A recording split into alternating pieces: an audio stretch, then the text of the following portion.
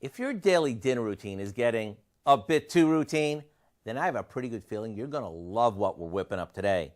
It's a quick throw together that starts with plum cheese ravioli and ends up with rave reviews. We start by cooking a package of frozen cheese ravioli according to the package directions.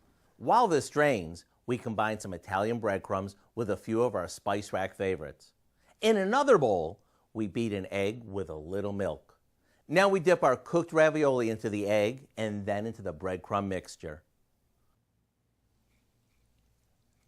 Once they're coated, we fry them in a bit of vegetable oil until both sides are golden. And rather than serving these with a red sauce like normal, we'll toss them with some fresh spinach, along with some cherry tomatoes, and a homemade sweet and sour walnut dressing. Does this ever look good or what? With each bite, you get the crunch and the cheesiness from the ravioli, the freshness from the salad, and the tang of the dressing. If you want to get out of your boring dinner routine, just look for Toasted Ravioli Dinner on our website. I'm Howard in the Mr. Food Test Kitchen, where today we found a change of pace kind of way for you to say, ooh, it's so good.